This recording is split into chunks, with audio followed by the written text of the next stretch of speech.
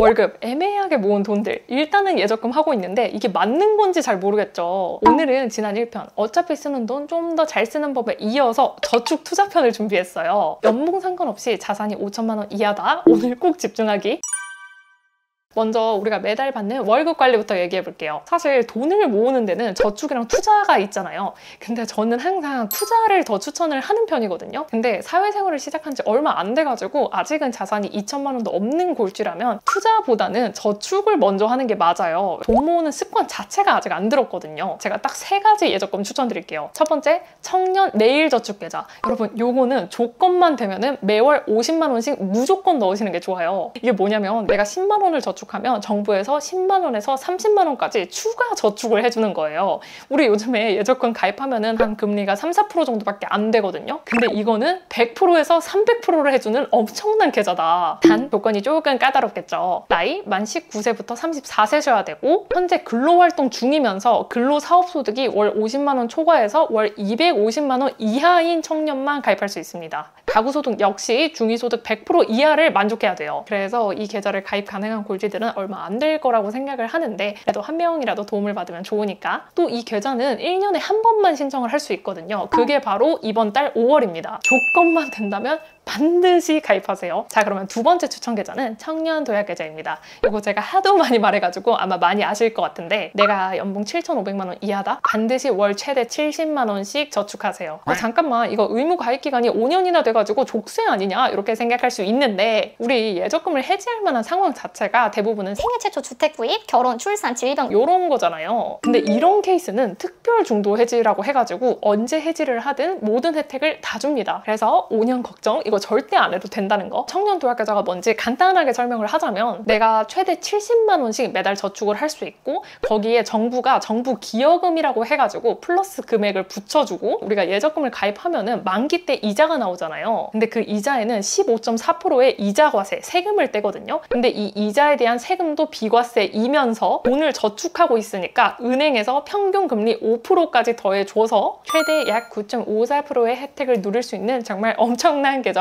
이 계좌는 소득이 낮을수록 혜택이 정말 엄청나가지고 연봉 6천만 원 이하면 무조건 가입을 하시는 게 좋고 연봉이 6천만 원 초과 7,500만 원 사이라면 아쉽지만 정부 기여금이 더 붙지는 않아요. 근데 이자에 대해서 세금을 안 떼는 이 비과세 혜택이랑 그리고 은행에서 우대금리를 받을 수 있거든요. 근데 요즘에 또 금리가 워낙 낮단 말이에요. 그래서 예전 같은 고금리 시대였으면 제가 이거 추천 안 했을 텐데 요즘 금리가 워낙 낮다 보니까 저는 연봉이 6천에서 7,500만 원 사이에 있더라도 가입하시는 거 추천드려요. 이 청독에는 의무 가입 기간이 5년이라고 했는데 그중 3년은 고정금리로 평균 금리가 5%대고요. 나머지 2년만 시중금리를 따라가요. 근데 내가 가입하고 나서 3년 안에 결혼하거나 출산하거나 하면은 그냥 5% 혜택 받고 해지할 수 있는 거고 지금 예적금 가입해봤자 3, 4%란 말이에요. 그래서 가입 안 하는 것보다는 무조건 하는 게 좋다. 약간 청년 도약 계좌보다 빨리 투자를 해라 이런 의견도 많은데 소득 낮을 경우에는 청독에 하는 게 낫고요. 그리고 소득이 높을 경우에는 어차피 자산은 분산을 해야 되니까 예적금 목적으로 저는 하는 거 좋다고 생각을 합니다. 그럼 가입 조건 알아볼게요. 청년 계좌라서 나이는 만 19세에서 34세, 소득 조건은 직전 연도 총 급여액이 7,500만 원 이하여야 되고 프리랜서나 아르바이트 등은 근로소득이 아니라 종합소득으로 매기다 보니까 직전 연도 소득이 6,300만 원 이하여야 돼요. 마지막으로 가구소득도 있는데 부모님이랑 살고 있다, 심지어 부모님이 경제활동을 하고 있다 한다면 가입이 불가할 수도 있어요. 250% 이하는 이 표를 참고해주세요. 그리고 한 가지 TMI이긴 한데 이 표는 왜 2023년 기준이냐면 종합소득세는 직전 연도의 1년 동안 소득을 그 다음에 5, 6월에 신고를 하거든요. 그러다 보니까 아직 2025년인데도 2024년 신고가 안 되었어요. 그래서 이 2023년을 기준으로 한다. 혹시 내가 이 조건에 다 해당이 된다면 일반 시중은행 앱에서 청년도약계좌 검색하시면 가입할 수 있으니까 내가 사용하는 은행 앱에서 가입하시면 되겠죠. 자, 그럼 세 번째 추천 예적금은 바로 특판 예적금인데 아까 1, 2번 가입이 다 불가능한 고소득 골지들이나 아니면 이제 나이가 조금 찬 어른 골지들이 있을 거예요. 이런 골지들은 네이버에 예적금이라고 검색을 하면은 네이버가 금리 순으로 예적금을 이렇게 뽑아줍니다. 여기서 금리가 제일 높은 곳으로 가입을 하면 되는데 이제 예금 기준으로 지금은 제일 높은 게 3.2%고 적금은 13%지만 저거 눌러보면은 이벤트 당첨되신 분들만 가능하고요. 금액 제한도 있으니까 이런 거 꼼꼼하게 읽어보시는 거 추천. 제가 적금 하나 이렇게 계속 찾아보니까는 청년 처음 적금이라는 게 있더라고요.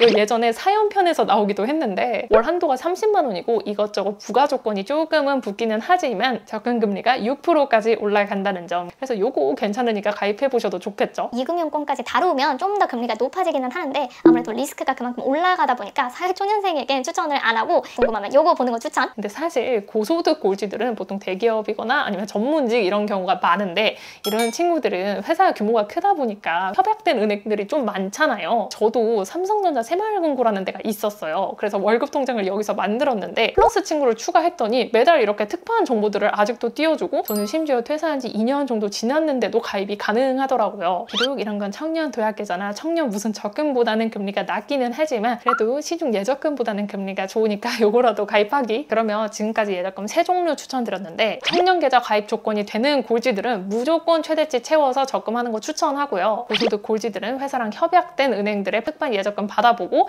나는 이도저도 아니다 라고 한다면 네이버 통해서 그나마 고금리 예적금 가입하는 거 추천할게요. 사실 이 예적금 말고도 CMA도 있고 파킹 통장도 있고 발행어음도 있고 이것저것 많아요. 근데 아직 자산이 적은데 이런 거 분산 투자 해봤자 괜히 머리만 아프고 한 번에 많은 내용 들어가면은 포기하게 되거든요. 그러니까 요거는 패스할게요. 그럼 이 예적금은 월급에서 얼마나 해야 될까요? 자, 내가 받는 세후 월급이 있죠. 예를 들어서 계산하기 쉽게 300이라고 하면은 거기서 고정 지출로 나가는 돈들이 있잖아요. 우리 1편에서 다뤘던 뭐 주거비, 보험료, 통신료 이런 거 세후 월급에서 고정 지출 빼고 나머지 금액의 50%를 저축하는 거 추천할게요. 그러면 여기서도 남은 50%는 어디에다가 하냐? 미국 주식 투자해야겠죠? 근데 이 투자는 어떻게? ISA라는 걸 통해서 하는 거 추천. ISA 쉽게 말하자면 그냥 예적금 계좌처럼 하나의 계좌 종류예요. 근데 비과세 계좌라고 해가지고 이 세금을 깎아주는 계좌입니다. 예를 들어서 미국 주식에 직접 투자를 하면은 연 250만 원 수익까지는 세금을 안 내요. 근데 그 이후의 금액 251만 원이다. 그럼 이 1만 원에 대한 세금을 내야 돼요. 그것도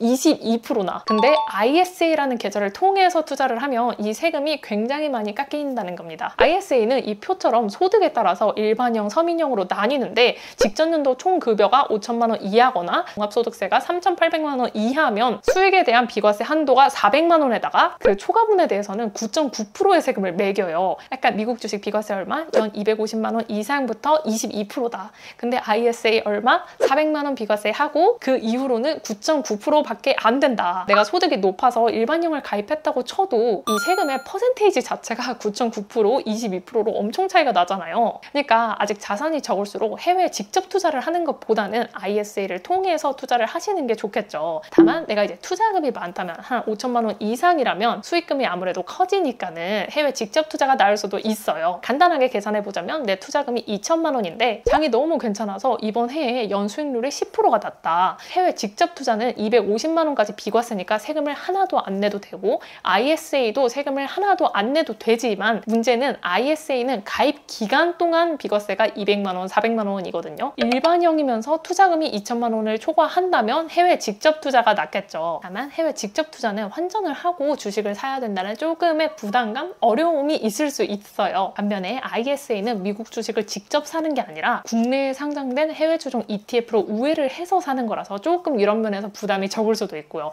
잠깐만, 국내 상장 해외 추종 ETF 이거 뭐야? 이렇게 생각할 수 있는데 정말 이 영상에서 다 다루고 싶은데 그러면 영상이 너무 길어져가지고 또 보기 싫잖아요. 그래서 여기까지 하고 그럼 다음은 ISA 가입 방법인데 ISA는 또 3가지 종류가 있어요. 근데 뭐 일임령, 신탁형 이런 거 알 필요 없고요. ISA 가입자 83%가 중개형을 가입합니다. 이 일임령, 신탁형은 수수료를 더 주고 남한테 맡기는 건데 돈이 더 들어가니까 굳이 할 필요 없고 투자 중개형으로 하시면 돼요. 그래서 쓰는 증권사 앱에서 통합 검색창에 ISA 중개형 치시면 바로 비대면으로 가입할 수 있다는 점 참고해 주시면 좋을 것 같아요. 자, 그럼 지금까지 내용 다시 정리해보자면 저축 50%, 투자 50% 하라고 했죠. 저축은 예적금 통해서 하면 되고 투자는 직접 투자, ISA를 통해서 투자 중에 골라서 하면 됩니다. 여기까지 하면은 공통적으로 들어오는 질문.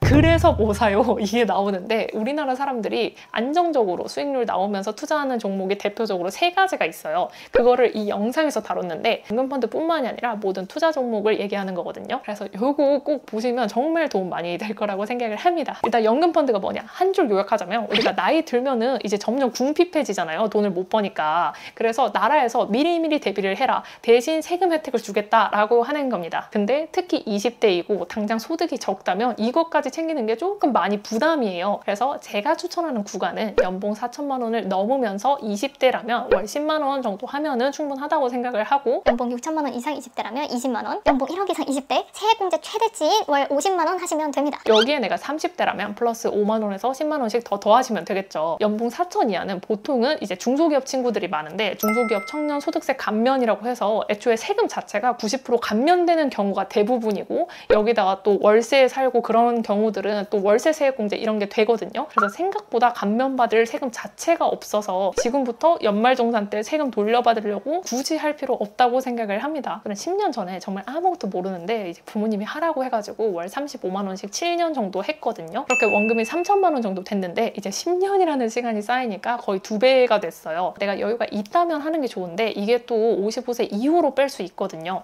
그래서 아직은 연봉이 낮다면 저는 굳이 아직은 할 필요 없다고 생각을 합니다. 자, 그러면 내가 이제 조금씩 모은 돈이 있는데 아직 뭔가 부동산을 투자할 정도는 아니야 라고 싶다면 이거 역시 5대5로 하시면 됩니다. 저축 50, 투자 50. 그리고 내가 리스크를 좀 더 감당할 수 있다면 이제 투자를 60이나 70%로 늘려도 되는데, 사회 초년생이라면 60% 정도 추천할게요. 이게 좀 더 마음이 안정적이다 보니까. 그래서 이것도 또 포트폴리오 영상이 있기는 한데 또 영상 하나하나 찾아보기 귀찮으면 골치책 한 권에 다 적혀 있으니까 이거 보셔도 된다는 거.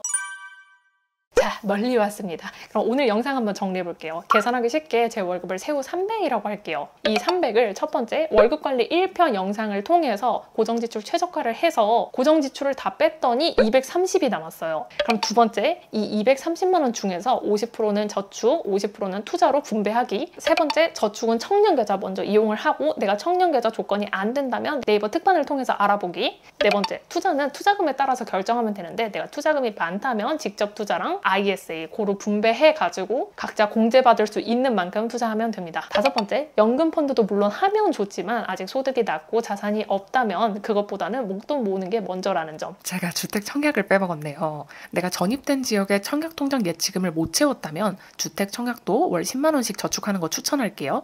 이제는 월 25만 원까지 넣을 수는 있는데 청약도 연금 펀드처럼 당첨되기 전까지는 돈이 묶이고 당장 당첨되더라도 계약금 낼 돈이 아직은 없으니까 월 10만 원도 충분하다고 생각합니다. 근데 여기까지 하다 보니까 그럼 제가 쓸 돈은요? 아니 뭐 예적금 50% 하고 투자 50% 하면 남은 돈이 없잖아요. 이렇게 생각할 수 있는데 여기서 이제 본인 상황에 맞춰서 퍼센트를 맞추면 되거든요. 예를 들어서 내가 이제 자취를 할 경우에 고정비가 더 많이 들어가니까 당연히 저축 투자 더 적게 할 수밖에 없고, 나는 당장 쓰는 게 더 중요해 한다면 뭐 저축 투자 40 하고 나머지 20% 생활비로 써도 되겠죠. 다만 인생 한 번뿐이라고 돈 쓰는데 너무 맞들리지 말고, 뭐 학원비나 이런 거는 당연히 쓸 수 있는데 정말 뭐 뜬금없이 오마카세 이런 거 굳이 먹을 필요 없겠죠. 여러분 그거 다 나중에 돌아온다. 오히려 지금 사회 초년생일수록 돈도 자리도 아직은 조금 애매하다 보니까 이때 나한테 더 시간을 써가지고 돈은 자연스럽게 아껴지고 내 몸값은 올라가는 그 경험을 한번 꼭 해봤으면 좋겠어요. 그리고 정말 마지막으로 하고 싶은 말은, 사실 이것저것 정말 쓰고 싶은 것도 많고 먹고 싶은 것도 많을 텐데 돈 모아보겠다고 이 영상을 끝까지 본 정말 골지들 몇 명 있을 텐데